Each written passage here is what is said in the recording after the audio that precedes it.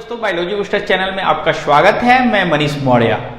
बेटा, मैंने आपको बताया था कि method of order of reaction मैंने फाइंड आउट करने के लिए बताया, जिससे कि वो क्या होती है कि जिस प्रीवियस लेक्चर जो था वो कंपटीशन पॉइंट ऑफ व्यू से था, क्योंकि उस टाइप के न्यूमेरिकल कंपटीशन में पूछते हैं, उससे बच्चा क्या होता है कंफ्यूज हो जाता है। बच्चा तो नॉर्मली पढ़ के जाता है पेपर में, लेकिन पेपर में नॉर्मली तो आया नहीं, थोड़ा एडवांस टाइप का आ जाता है कंपटीशन में, जिससे बच्चा वहां पे कंफ्यूज हो जाता है। और जिस बच्चे को मैंने ये कंसेप्ट पढ़ाया वो बच्चा यदि इस टाइप से पढ़ा तो वो पेपर कर ले जाएगा, तो इसमें डाउट वाली कोई बात नहीं है। हमें डेली थोड़ा थोड़ा पढ़ना है और खुद को इंप्रूव करना है। ठीक है, मैं आपको केमिस्ट्री समझा ले जाऊंगा और मैं आपको जीरो से हीरो बना दूंगा, क्योंकि मैं एक एक वर्ड आपको एक्सप्लेन कर देता हूं, इसमें डाउट वाली कोई बात नहीं है। अब देखो बेटा, ठीक है, कंटिन्यू। अब बोर्ड पे देखो, मैं आगे पढ़ाने जा रहा हूं, जो कि आपके बोर्ड पॉइंट ऑफ व्यू से बहुत ही ये प्यारा सा टॉपिक है, बहुत ही इंपॉर्टेंट टॉपिक है। इससे क्वेश्चन भर के आते हैं, जो भी आएंगे मैं क्लियरली आपको बताऊंगा। डेरिवेशन होगा और एरेनियस इक्वेशन होंगे,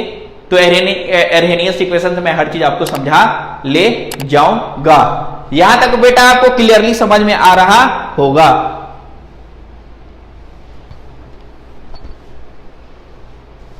ठीक है,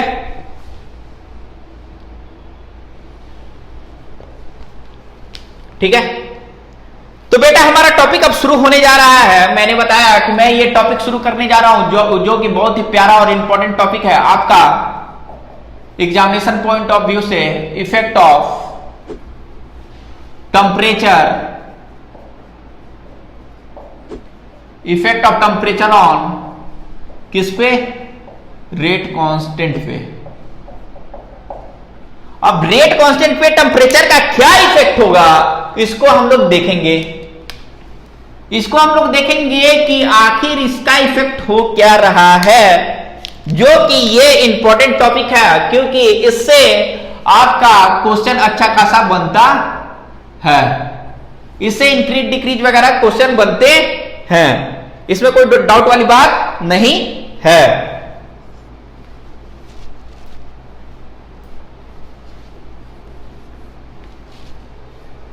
ठीक है। अब बेटा जैसे कि अब हम लोग क्या कर रहे हैं कि अब हम लोग देखने जा रहे हैं कि अब क्या है effect of temperature on rate constant. अब हम पढ़ने जा रहे हैं इसमें एरेनियस इक्वेशन, जो कि स्टार्ट टॉपिक है। एरेनियस इक्वेशन,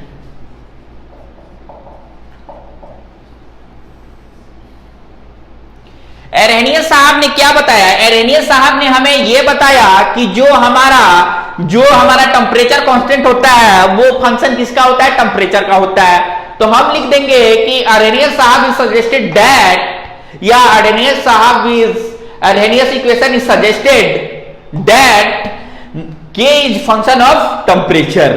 तो हम इसको लिख सकते हैं कि एरेनियस इक्वेशन सजेस्टेड दैट, या एरेनियस सजेस्टेड दैट लिखे या साहब लिखे, कोई दिक्कत वाली बात नहीं है। यहां तक आपको क्लियरली समझ में बेटा आ रहा होगा। ठीक है, तो यहां तक बेटा आपको क्लियरली समझ में आ गया। अब देखिए मैंने क्या बताया, एरेनियस साहब ने क्या बताया। तो एरेनियस साहब ने आपका बताया, erroneous suggested equation in which describe इन्होंने क्या किया कि k is a function of temperature।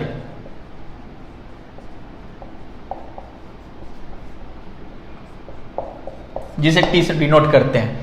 तो एरेनियस साहब ने हमें बताया कि Arrhenius suggested equation in which describe K is a function of temperature, जो कि मैंने आपको पहले स्टार्टिंग में ही बता दिया कि जो हमारा के हो गया, जो हमारा ये कांस्टेंट टेम्परेचर कांस्टेंट हो जाएगा, वो आपका क्या हो जाएगा? ये फंक्शन होता है टेम्परेचर का। इसके बेसिस पे हम देखते हैं एरेनियस साहब ने क्या बोला।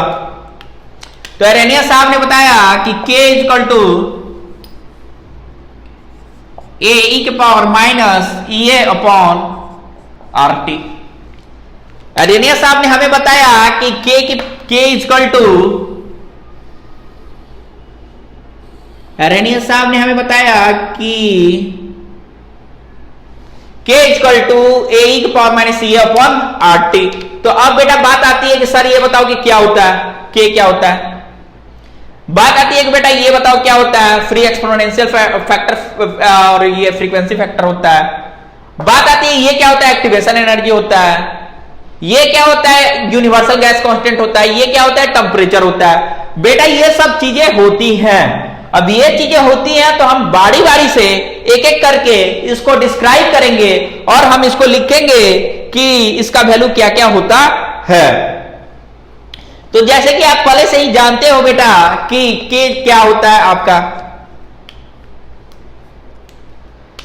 जैसे आप पहले से ही जानते हो तो K इक्वल टू चल रहा है, K इक्वल टू जैसे आप जानते हो रेट कांस्टेंट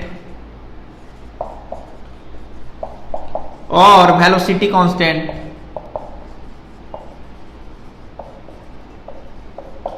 और एक और नया नाम आ गया स्पेसिफिक रिएक्शन रेट। एक और नया नाम आ गया, मैंने बताया था कि मैं हर चीज थोड़ा थोड़ा डिफरेंट, इसलिए थोड़ा जो जो मिलता है मैं बताते जाता हूं ताकि आपको कहीं भी कुछ मिले तो आप कंफ्यूजन वाली बात ना हो। K equal to rate constant जो पहले से जानते हैं, वेलोसिटी कांस्टेंट पहले बता दिया, आज नया सुनने को मिल रहा है specific reaction rate. A equal to free exponential factor और फ्रीक्वेंसी फैक्टर। यहां तक आपने बेटा देखा तो यहां दो चीज देखा कि K का वैल्यू सर ने लिखा कि रेट कांस्टेंट, वेलोसिटी कांस्टेंट या स्पेसिफिक रिएक्शन रेट होता है। A equal to free exponential factor और इसे फ्रीक्वेंसी फैक्टर भी कहा जाता है। ठीक है, यहां तक बेटा आप नोट डाउन कर लें कि एरेनियस, एक बार और बता दे रहा हूं, effect of temperature on rate constant Arrhenius equation, जो कि आपका स्टार टॉपिक है, यहां पे स्टार डाल लीजिए क्योंकि इससे क्वेश्चन अच्छा खासा पूछता है। तो इससे क्वेश्चन पूछता है अच्छा खासा। एरेनियस सजेस्टेड दैट, इन्होंने सजेस्ट किया था कि जो हमारा K क्या होता है टेम्परेचर का फंक्शन होता है, तो इन्होंने बताया कि K equal to A E को power minus E upon R T, K equal to rate constant, velocity constant और specific reaction rate, A equal to free exponential factor. यहां तक बेटा आप जल्दी से नोट डाउन कर ले।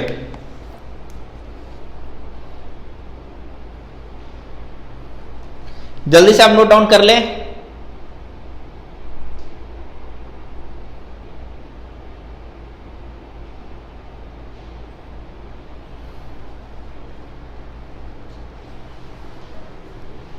जल्दी से आप नोट डाउन कर लिए आपने। चलिए, यहां तक तो दो को मैंने लिखवा दिया और बाकी को भी लिखवाने जा रहा हूं।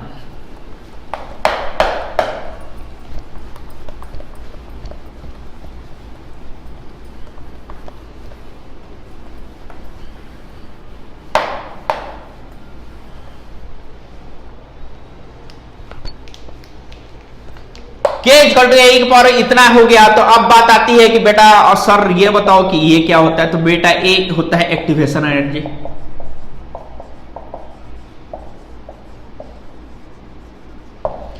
बात आती है कि सर एक्टिवेशन एनर्जी तो आपने लिख दिया, तो सर बताओ एक्टिवेशन एनर्जी क्या होगा। तो मैं इसको आगे डिटेल में बताऊंगा, वैसे मैं बता दे रहा हूं क्या होता है। जब मिनिमम एनर्जी की रिक्वायरमेंट होती है उसे हम थ्रेशोल्ड एनर्जी कहते हैं। जो आउट ऑफ एनर्जी होता है वो रिमेनिंग पार्ट में जो बचते हैं, और जो रिमेनिंग पार्ट में एनर्जी बचते हैं उसे हम क्या करते हैं, जो रिएक्टेंट मॉलिक्यूल के लिए जो हमारे एनर्जी बचते हैं उसे हम एक्टिवेशन एनर्जी कहते हैं। आगे हम आपको इसका पूरा डिटेल बताएंगे। R equal to universal gas constant 8.314 kilo joule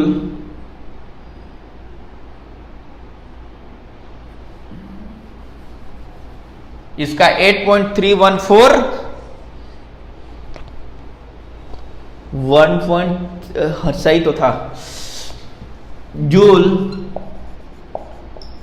पर मोल पर केल्विन, और एक्टिवेशन एनर्जी जो होगा, activation energy is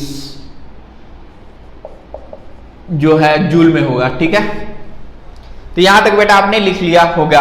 E equal to sir ने बताया activation energy, R equal to universal gas constant जो कि आपका होगा 8.314 जूल पर मोल पर केल्विन इसका होता है। यहां तक बेटा आप नोट डाउन इजिली कर लें, उसके आगे फिर बताऊंगा।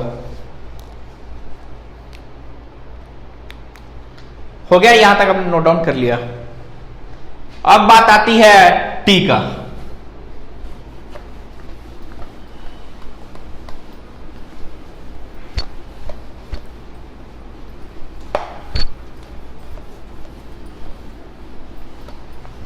जब रिलेशन बताऊंगा तो ध्यान से समझना, नहीं तो फिर बहुत बड़ा ब्लंडर हो जाएगा। अब टी होता है, क्या होता है? टेम्परेचर होता है। कहां होगा? इन केल्विन। टेम्परेचर जो होते हैं केल्विन में होते हैं। अब बात आती है कि के, अब यहां पे रिलेशन पे फोकस करना है। यदि के को बढ़ा रहे हैं तो ये अपन आरटी क्या करेगा? डिक्रीज करेगा। के को यदि बढ़ा रहे हैं तो ये अपन आरटी डिक्रीज करेगा। तो ये अपन आरटी कैसे डिक्रीज करेगा ये सब मैं आपको बताऊंगा और आपको समझा ले जाऊंगा। तो देखिए रिलेशनशिप से मैं बता रहा हूं, के इक्वल टू ये अपन आरटी, यानी कि मैंने के का वैल्यू बढ़ाया तो ये क्या किया? डिक्रीज किया।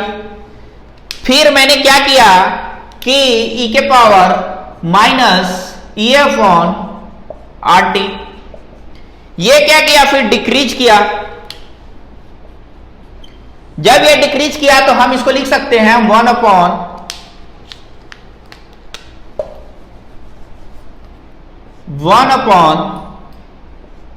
ये अपन आर टी लिख सकते हैं। 1 अपॉन ये अपन आर टी लिख सकते हैं।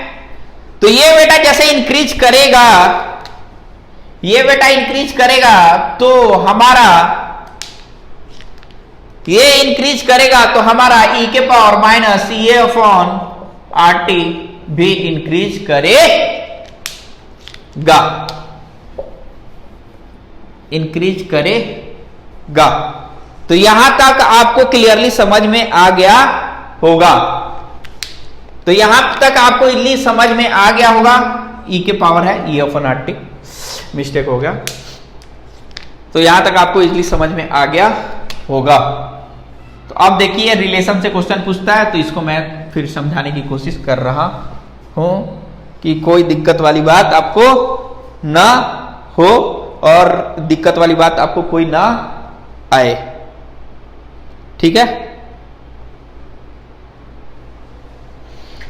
देखते हैं, जैसे मैंने क्या किया कि के को इंक्रीज किया, के को इंक्रीज किया तो ये अपन आर टी डिक्रीज किया और ई के पावर माइनस ये आर टी डिक्रीज किया, तो फिर क्या होगा? 1 अपन ई के पावर माइनस ये अपन आर टी इंक्रीज किया और या और लिख सकते हैं और ई के पावर माइनस ये अपन आर टी क्या करेगा? इंक्रीज करेगा। ये रिलेशन आपको ये याद रखिएगा, इसे ट्रिपल स्टार मार लीजिए, इससे क्वेश्चन पुटअप होता है पेपर में।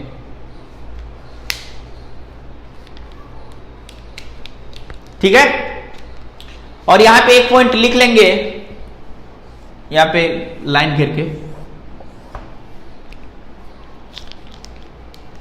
टेम्परेचर इज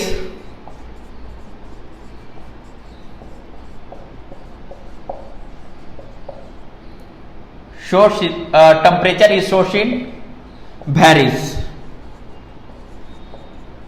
यानी कि ये क्या होता है? टेम्परेचर सोर्स जो होता है वेरी करता है, जो भी होता है वो क्या होते हैं? केल्विन में होते हैं, ठीक है। तो ये आपको डाउट वाली बात यहां तक नहीं आई, यहां तक आपको क्लियरली हर चीज समझ में बेटा आ गया। आप बेटा इसको नोट डाउन कर लो, इसके आगे फिर मैं बताऊंगा जो भी होगा, ठीक है। आप इसको नोट डाउन करो और नीचे वाला रिलेशन याद रखना क्योंकि उससे क्वेश्चन भर भर के आते हैं।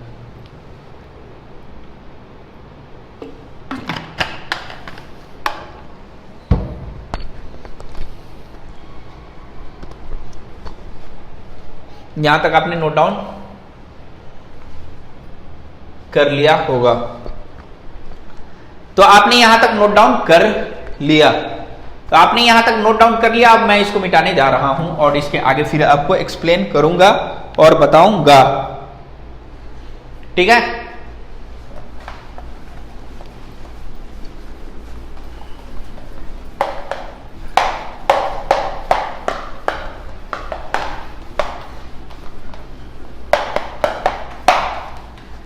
अब इसका डेरिवेशन वगैरह देखा जाएगा कि डेरिवेशन में क्या क्या होता है।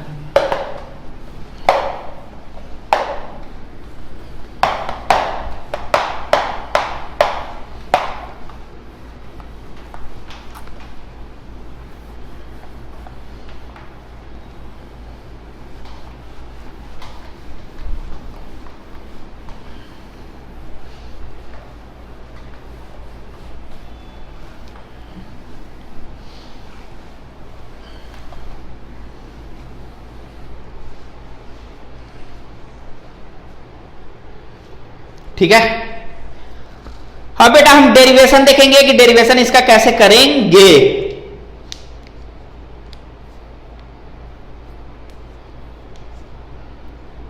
ठीक है,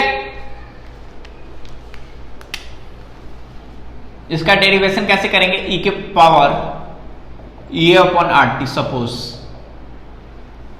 तो ई के पावर ए अपॉन आर टी, तो कहने का सेंस ये होता है कि जो फ्रैक्शन ऑफ मॉलिक्यूल होते हैं, फ्रैक्शन ऑफ मॉलिक्यूल्स हैविंग, ये क्या होते हैं, एनर्जी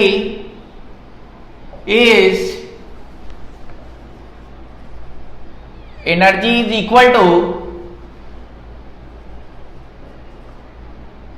और ग्रेटर देन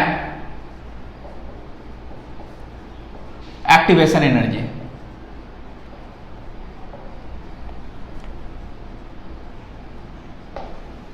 ठीक है, तो बेटा जैसे आपको दिख रहा है कि यहां पे ई के पावर माइनस ई के power E upon R T, तो fraction of molecule having energy equal होते हैं और ग्रेटर होते हैं किसके भाई, तो ये एक्टिवेशन एनर्जी के इक्वल होंगे और ग्रेटर होंगे। यहां तक बेटा आपको क्लियरली समझ में आ रहा होगा, यहां तक डाउट वाली कोई बात नहीं है। एक्टिवेशन एनर्जी को आप ई से डिनोट करते हैं, तो एक्टिवेशन एनर्जी को आप ये से डिनोट करते हैं, लिख लीजिए, आप बहुत प्यारे बच्चे हो, आपको क्लियरली समझ में आ रहा होगा। यहां तक कोई डाउट वाली बात नहीं है। अब देखिए मैं इसको अब क्लियरली आपको समझाने जा रहा हूं। जैसे कि आप जानते हो k इक्वल टू ए की पावर माइनस ए अपॉन आर टी, हमने मान लिया है कि t इक्वल टू फाइनाइट, तो 1 upon t equal to 1 upon infinity equal to 0। जैसे कि t इक्वल टू इंफिनिटी लेते हो तो 1 अपॉन टी हो गया, तो 1 अपॉन टी यहां पे है ना, 1 upon t, 1 upon infinity equal to 0। यहां तक आपको क्लियरली समझ में आ गया होगा। तो मैंने लिखा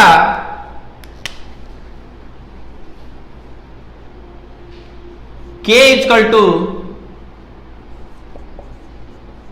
ए अपॉन आर टी, तो इसको हम लिख सकते हैं ई के पावर माइनस ए अपॉन आर टी।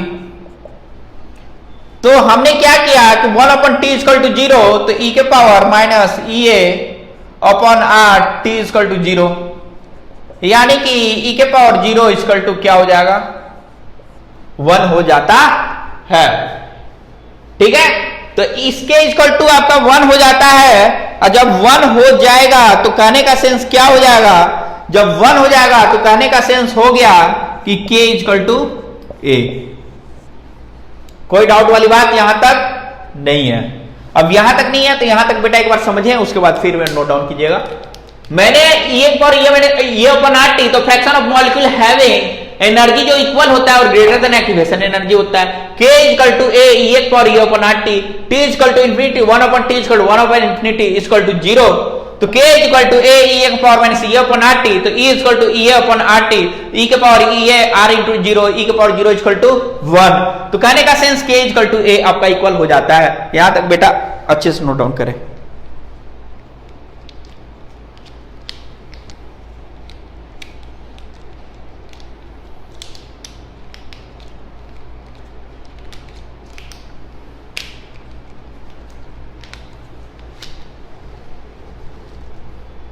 ठीक है, अब हमारा आ गया, अब इसके बाद की कहानी, अब डेरिवेशन की तरफ बढ़ते हुए हम लोग, अब डेरिवेशन की तरफ हम लोग बढ़ रहे हैं, अब डेरिवेशन की तरफ हम लोग बढ़ रहे हैं, और डेरिवेशन की तरफ बढ़ रहे हैं तो अब डेरिवेशन को हम लोग क्लियरली देखेंगे। तो डेरिवेशन को हम क्लियरली देखेंगे तो हम देख रहे हैं कि जैसे हमारा आया k इक्वल टू ए आया, और हमारा एरेनियस का जो इक्वेशन है यहां पे मैं लिख दे रहा हूं k equal to A power minus A upon R T. Arrhenius equation ये है, ठीक है। हमारा यहां आया डेरिवेशन में, ये तो रहने दीजिए, यहां से देखिए जो इसके नीचे था ना वो आ गया यहां k बराबर ए। तो मैंने क्या किया, टेकिंग लॉग बोथ साइड, ठीक है, टेकिंग लॉग बोथ साइड। तो यानी कि log k equal to log A minus A upon R T, ठीक है। इसको मैंने मान लिया equation first, k equal to A upon R T first, इसको मैंने इक्वेशन मान लिया सेकेंड, ठीक है। अब क्या करेंगे,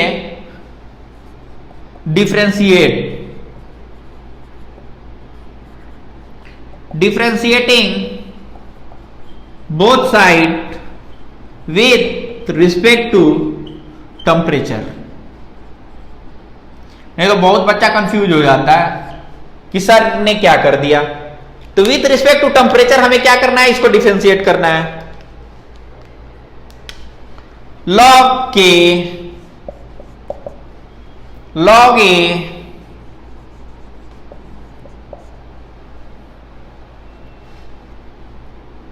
अभी तो इसको लिख दे, डिफरेंशिएट डायरेक्टली कर दें या लिख के कर दे रहे हैं, ई अपॉन आर टी का आपका है 1 अपॉन टी।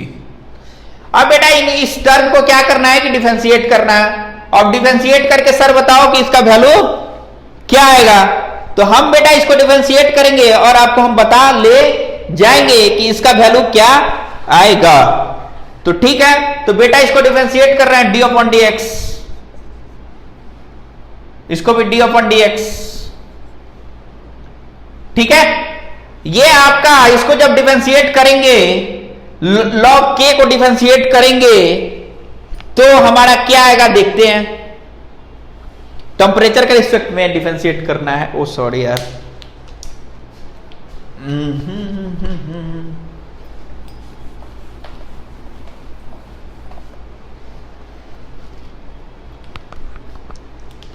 टेम्परेचर के रिस्पेक्ट में d upon d t. Log को एल भी लिख सकते हैं, एल एन के equal to L N A d upon d t minus A upon R 1 upon t. अब इसको बेटा डिफरेंशिएट करो, d upon d t log के इक्वल टू, ये कांस्टेंट टर्म होता है वो 0 हो जाता है। इसको डिफरेंशिएट करोगे तो ई अपॉन आर आएगा, 1 बाई टी का क्या होता है माइनस 1 बाई टी स्क्वायर हो जाता है। तो इसको लिख लेना, सिंस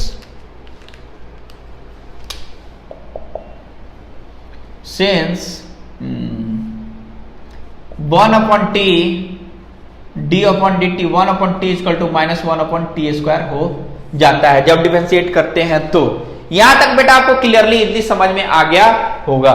इस डेरिवेशन को मैं आगे कंटिन्यू करने जा रहा हूं ताकि आपको और अच्छे से समझ में आए। D upon d t log के या एल एन के 0 हो गया और ये माइनस माइनस क्या हो जाएगा, प्लस हो जाएगा, प्लस ये अपॉन आर टी का स्क्वायर। तो यहां तक आपको क्लियरली बेटा समझ में आ रहा होगा कि सर ने क्या किया। अब इसको बेटा हम क्या कर रहे हैं कि इक्वेशन थर्ड मान लेते हैं।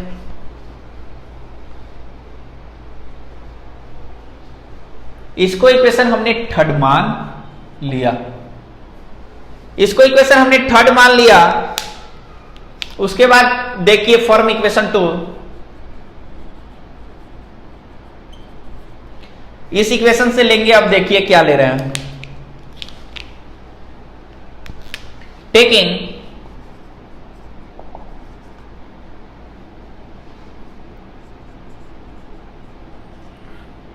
TEM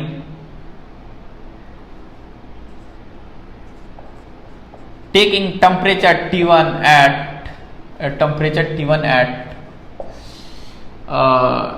temperature T1 at K1 and temperature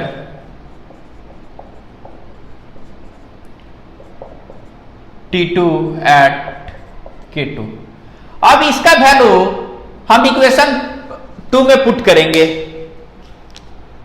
इस टेम्परेचर को मिटा के यहां पे लिख दे रहा हूं क्योंकि इसके अंदर आ जाएगा ना, विथ रिस्पेक्ट टू टेम्परेचर।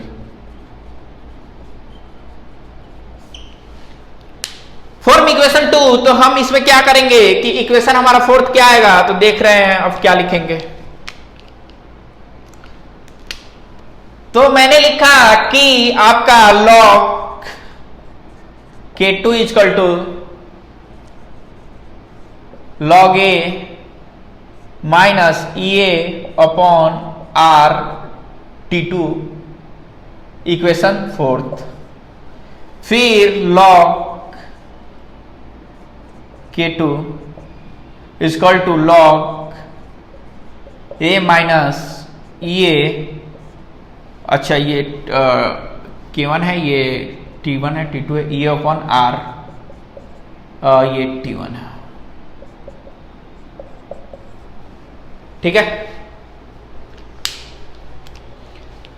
तो मैंने लिखा कि टेकिंग लॉग बोथ साइड का ये लिखा, तो मैंने लिखा कि for taking temperature T1 at temperature constant K1 and T2 at temperature constant K2, तो log K2 equal to log A E upon R T2 for K2 E upon log इतना equal to इतना। अब इसमें हम क्या कर रहे हैं कि 4 माइनस 5, अब इसको घटाएंगे तो क्या हो जाएगा, log कॉमन आ जाएगा, उसके बाद K2 माइनस K1 हो जाएगा। ठीक है, घटाने के बाद इससे ये कैंसिल आउट हो जाएगा, उसके बाद ये बचेगा, तो ये आपका क्या हो जाएगा, ये अपॉन R टेम्परेचर का 1 upon T2 minus 1 upon T1। ठीक है, यहां तक बेटा आपको मैं फिर से समझा दे रहा हूं, उसके बाद फिर कंटिन्यू करूंगा। जैसे मैंने बताया K equal to taking log both side, log K equal to log A E upon R T equation two differentiating with respect to temperature D upon dt log K D ln A upon dt, जो constant term होता है 0 हो जाता है, E upon 1 upon T D upon dt log K 0 minus E upon R, और 1 by T को जैसे ही हम डिफरेंशिएट करेंगे माइनस 1 बाई T स्क्वायर होता है। तो ln K equal to E upon R T equation third, तो form equation 2 taking temperature T1 at K1 and temperature T2 at temperature constant K2, तो log K2 equal to log A E upon T2 और K1 के साथ T1, और इनको घटाया तो log equal to K2 minus K1 equal to E upon R 1 upon T2 minus 1 upon T1। यहां तक बेटा आपको क्लियरली समझ में आ गया होगा, तो आप लोग ये यहां तक बेटा नोट डाउन कर लें।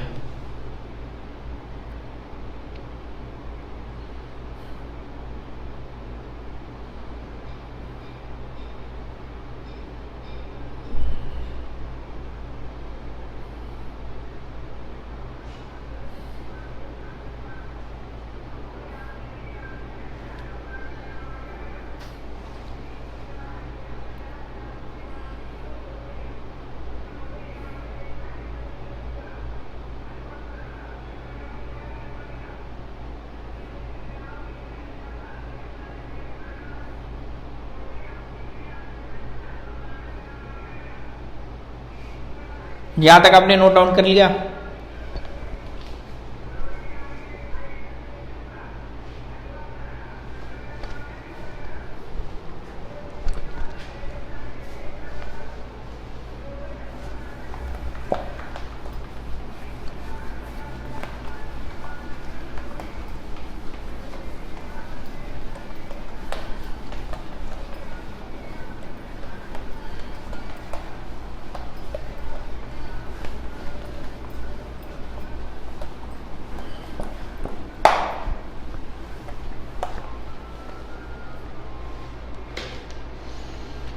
हमारा क्या आया था, हमारा आया था कि ln